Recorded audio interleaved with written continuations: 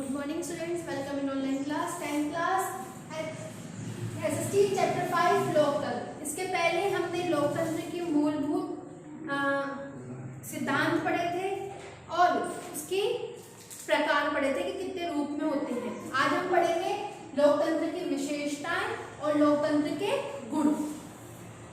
लोकतंत्र की विशेषताएं कि जनता का शासन है और शासन एक ऐसी प्रणाली है जो लोकतंत्र संपूर्ण जनता को अपने हाथ में रखती है। कि लोकतंत्र जो है वो जनता का ही रूप है और जनता के द्वारा चुना जाता है। हमारा जो प्रतिनिधित्व होता है वो जनता के द्वारा चुना जाता है और उसका उत्तरदायित्व होता है कि वो हमारे द्वारा चुने जाने के कारण हम जो हमारे कार्य होते हैं उन कार्यों को पूरा करने का जिम्मेदारी उनकी चुने हुए प्रतिनिधित्व की होती है। जनता दूसरा है जनता द्वारा निर्मित शासन। लोकतंत्र में सरकार का निर्माण जनता के द्वारा किया जाता है। इसमें जनता अपने प्रतिनिधि को स्वयं चुनती है और यही प्रतिनिधि आगे जाके सरकार का निर्माण करते हैं। फिर तीसरा पॉइंट, लोकतंत्र शासन एक साधन है, साध्य नहीं। कि लोकतंत्र एक साधन है, साध्य नहीं है। लोकतंत्र में शासन को कभी भी साध्य नहीं माना जाता, शासन को एक साधन माना जाता है। वास्तव में लोकतंत्र शासन निम्नलिखित साध्यों की प्राप्ति के साधन को प्राप्त, जैसे कि व्यक्ति की स्वतंत्रता एवं गौरव की रक्षा करना और सार्वजनिक हित में वृद्धि करना। फिर है जनता के प्रति उत्तरदायी शासन। लोकतंत्र शासन प्रणाली लोक प्रभुत्व के सिद्धांत को स्वीकारती है। लोकतंत्र में शासन अपने कार्यों के लिए जनता के प्रति उत्तरदायित्व होता है।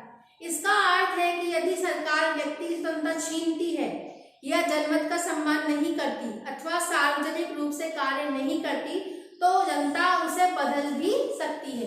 कि जो सरकार का गठन हम लोग कर रहे हैं अगर वह हमारे समस्त कार्यों को या हमारे प्रति जवाबदारी नहीं हो रही है तो उसको बदलने का अधिकार भी जनता के पास में होता है। लोकतंत्र विकासशील शासन है। आधुनिक काल तक लोकतंत्र शासन प्रणाली विकास की कई अवस्थाओं से होकर गुजरती है। प्रारंभ में ये व्यक्तिवादी लोकतंत्र था जो बाद में उदारवादी लोकतंत्र में बदल गया और वर्तमान में यही जो लोक कल्याणकारी राज्य की धारणा से संबंधित हो गया। विकास का परिणाम ये हुआ कि यहाँ जहाँ प्रारंभ में लोकतंत्र में व्यक्ति की राष्ट्र स्वतंत्रता, समानता और संवैधानिक शासन पर ही बल दिया था, अब ये सामाजिक आर्थिक क्षेत्र में भी समानता और न्याय के सिद्धांत को भी स्वीकार करने लगा है। आधुनिक विश्व में प्रतिनिधि प्रजातंत्र को दो प्रमुख रूप हैं, संसदात्मक शासन एवं अध्यक्षतात्मक शासन। संसदात्मक प्रशासन एक जैसे कि प्रथम का आदर्श उदाहरण ब्रिटेन की शासन प्रणाली और अध्यक्षतात्मक का उदाहरण है संयुक्त राज्य अमेरिका की शासन प्रणाली। कि अगर संसदात्मक का प्रणाली का उदाहरण हम देखें तो ब्रिटेन की शासन प्रणाली बहुत उत्तम है एंड उसका अध्यक्षतात्मक का देखें तो संयुक्त राज्य अमेरिका की शासन प्रणाली। स्विट्जरलैंड एक ऐसा देश है जिसमें संघीय स्तर पर संसदात्मक अध्यक्षतात्मक शासन प्रणाली के मिश्रित रूप को अपनाया गया है। फिर है लोकतंत्र का आलोचनात्मक परीक्षण की एक और वर्ग जैसे विद्वानों ने पूर्ण लोकतंत्र का लज्जाहीन धारणा माना है तो दूसरी ओर लॉवेल जैसे विद्वानों ने इसे सर्वश्रेष्ठ भी माना है। कि एक वैज्ञानिक तो इसको लज्जाहीन मानते हैं, मतलब जिसके अंदर कोई अस्तित्व नहीं बचता है, और एक वैज्ञानिक इसको संपूर्ण शासन का सर्वश्रेष्ठ शासन मानते हैं।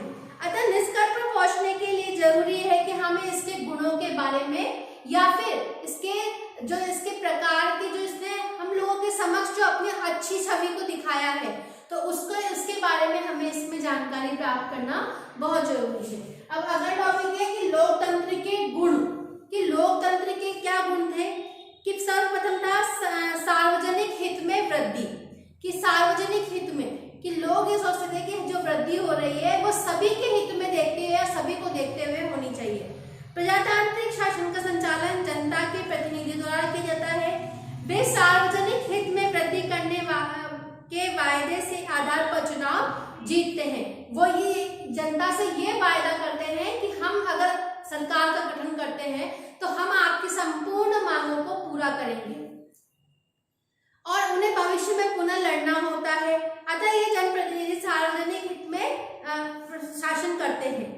लोकतंत्र के शासन में जनता के प्रति उत्तरदायी माना जाता है कि लोकतंत्र में शासन को जनता के प्रति जवाबदेही उत्तरदायी माना जाता है। फिर दूसरा पॉइंट है कार्यकुशल शासन, कि लोकतंत्र को सबसे अधिक कार्यकुशल शासन प्रणाली माना जाता है। लोकतंत्र की कार्यकुशलता के अनेक कारण हैं, जैसे शासन में नीतियां जनमत के अनुसार बनाई जाती हैं, इनको लागू करने में जन सहयोग मिलता है और लोकतंत्र शासन जनता के प्रति उत्तरदायी होता है। फिर है सार्वजनिक शिक्षा का साधन। लोकतांत्रिक शासन में जनता सार्वजनिक समस्याओं पर अपनी राय प्रकट करती है। सामान्य जनता जनमत के निर्माण के साधनों और आम चुनावों के माध्यम से विभिन्न समस्याओं पर अपना मत प्रकट करती है।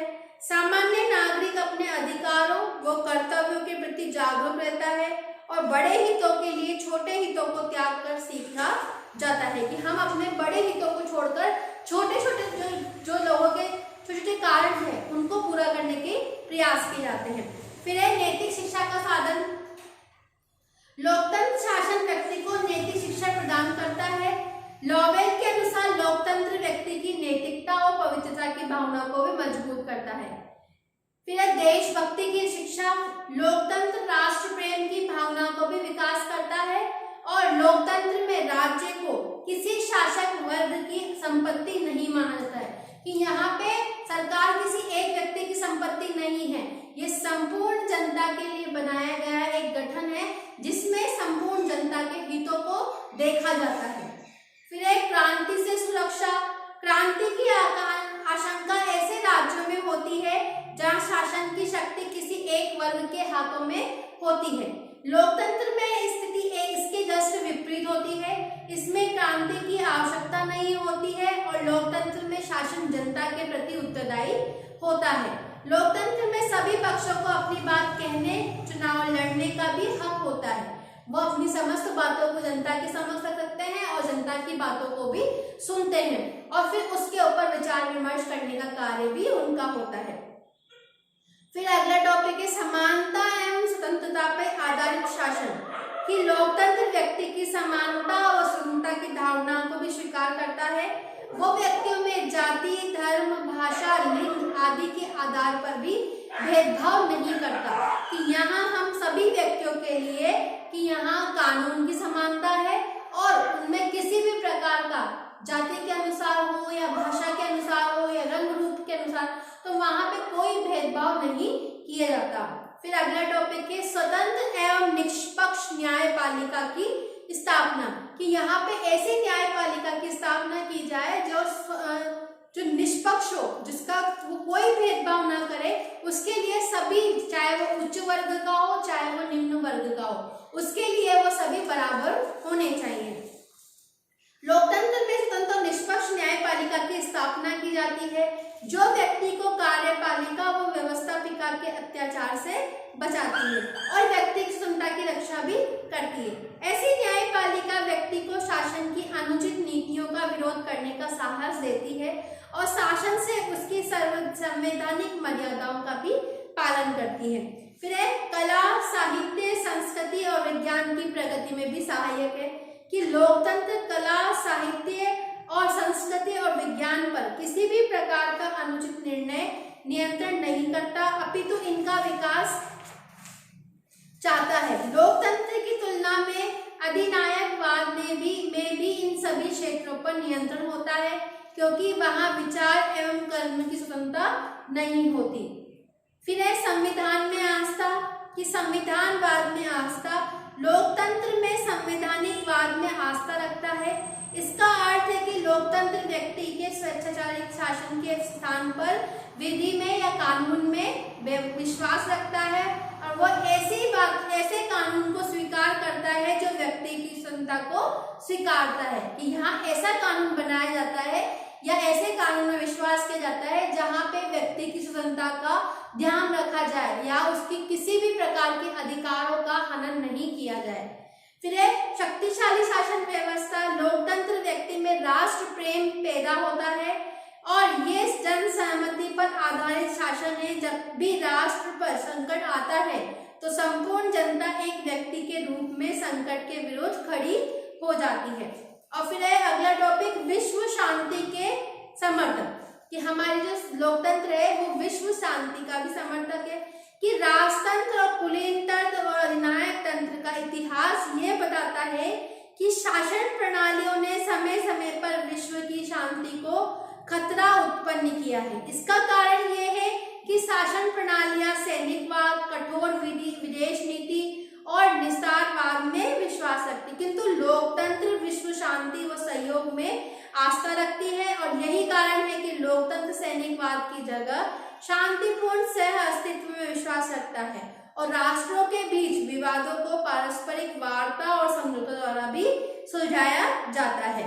ठीक है, आज हमने पढ़े लोकतंत्र की विशेषताएं और लोकतंत्र के गुण।